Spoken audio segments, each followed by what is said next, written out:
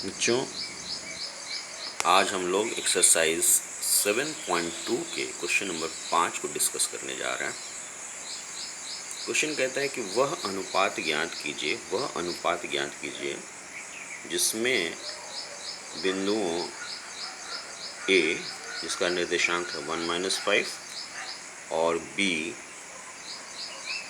-4-5 को मिलाने वाला रेखाखंड x अक्ष से विभाजित होता है और विभाजन बिंदु का निर्देशांक भी ज्ञात कीजिए। तो कुल करना क्या है कि ये जो दो बिंदु आपको बच्चों दिए हैं इनको मिलाया गया तो जो रेखाखंड बना उस रेखाखंड को x अक्ष काट रहा है।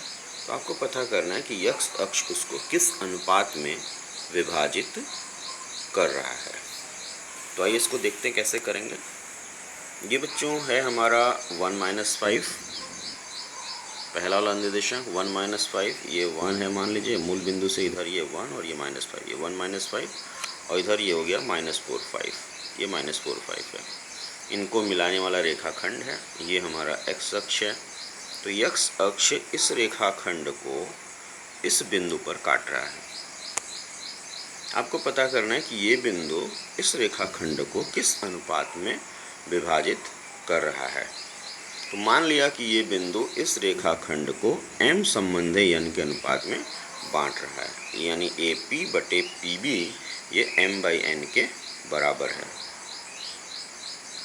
तो अब चूंकि ये x अक्ष है तो x अक्ष का निर्देशांक हम A0 करके लिख सकते हैं। x अक्ष पे स्थित कोई भी बिंदु इसी रूप का होता है, A0 के रूप का होता है, जहाँ की ये दूरी A होगी, मूल बिंदु से ये दूरी A होगी, और चूंकि y अक्ष पे हम चले नहीं हैं इसलिए y का मान यहाँ पे 0 होगा। तो निर्देशांक हो गया A0।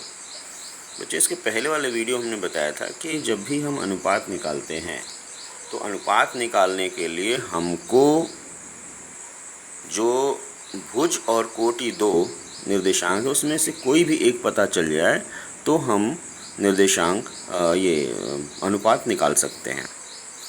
तो यहाँ पे चूँकि हमको कोटि पता है, 0 है, ये पता है हमको, नॉन वैल्यू है, तो हम इसी की सहायता से इस अनुपात को हम निकाल लेंगे।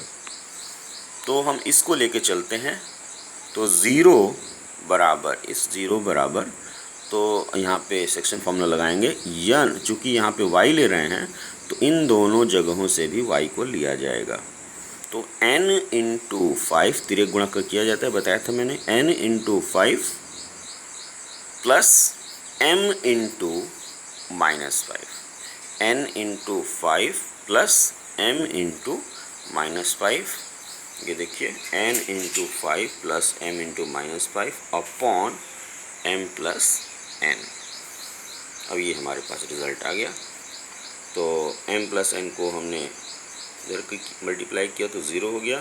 तो 5n - 5m = 0 और 5m इसको हम इधर ले गए और 5m = 5n इम्प्लाइज 5 कैंसिल हो गया, m = n या m/n = 1, अर्थात अनुपात 1 संबंधी 1 का होगा। 1 आ गया तो 1 संबंधी 1 भी लिख सकते हैं इसको।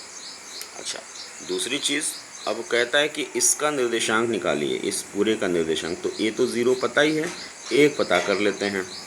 तो a बराबर बच्चों, चूँकि हम x निकाल रहे हैं तो दोनों जगहों से x लेंगे और हमें अनुपात तो पता चल गया है 1:1 का। तो a = हो जाएगा 1 × -4, तिर्यक गुणा करेंगे 1 × -4, यहाँ देखिए 1 × -4 प्लस